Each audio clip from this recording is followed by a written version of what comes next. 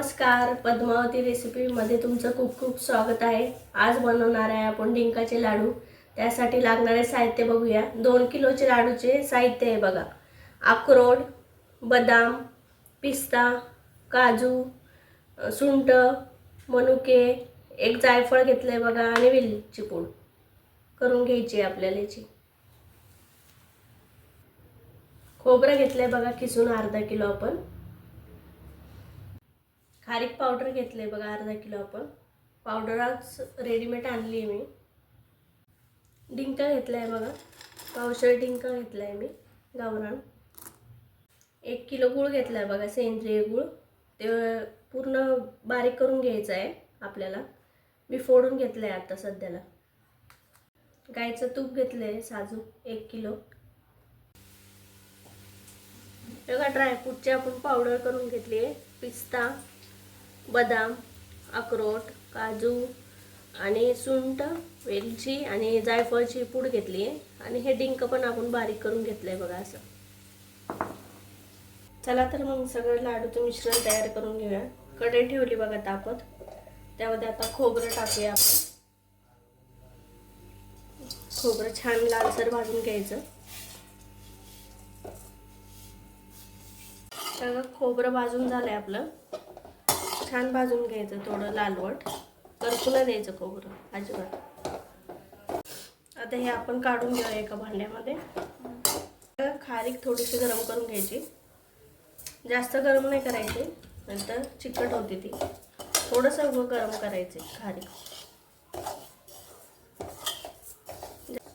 खारीक अशी थोडीशी गरम करून घेतली आपण। आता ती टाकून घेऊ खोबऱ्यामध्ये। याला तूप गरम करायचं आता आपल्याला।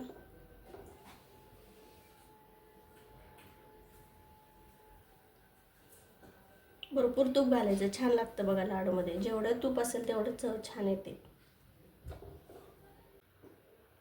खोबरं भाजून घेतलंय, खारीक थोडी गरम केली आहे। बघा आता बदाम टाकते वाटलेलं, पावडर केली आपण सगळे ड्रायफ्रूटची। हे अक्रोडची पावडर, हे काजूची पावडर, हे पिस्त्याची पावडर आणि हे सुंठ, वेलची, जायफळ पावडर बघा। आणि सुवास छान येतो बघा। आणि हे मनुके। तूप गरम होईपर्यंत हे मिक्स करून घेऊ आपण व्यवस्थित आधी। तूप गरम झालंय बघा व्यवस्थित। आता याच्यामध्ये आपण गूळ घालूया, म्हणजे छान वितळतं ते।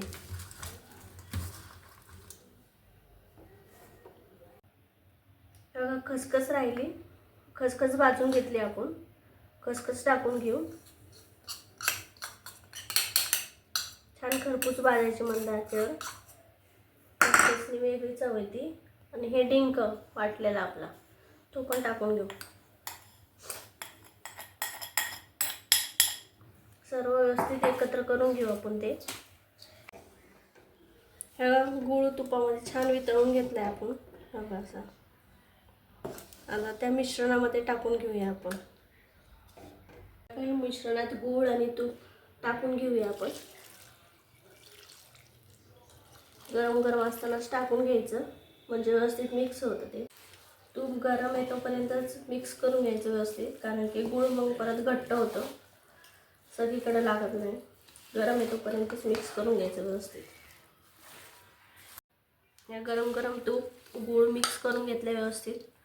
गरम गरमच लाडू बांधून घ्यायचे, नंतर गार झाले की ते घट्ट होतं सारण, लाडू वळत नाही। मग गरम असतानाच वळून घ्यायचे असे। हे बघा गरम गरमच वळले जातात। हे बघा लाडू बांधून झाले आपले व्यवस्थित। हे बघा किती छान लाडू बांधलेत। आता हे सकाळी सकाळी पौष्टिक लाडू झालेत बघा। सकाळी सकाळी चहाच्या ऐवजी तुम्ही एक लाडू जरी खाल्ला तरी खूप पोषण मिळतं आपल्याला। तुम्हाला आवडल्यास लाईक करा, कमेंट करा, सबस्क्राईब करा आणि बेल आयकॉनला क्लिक करा। धन्यवाद।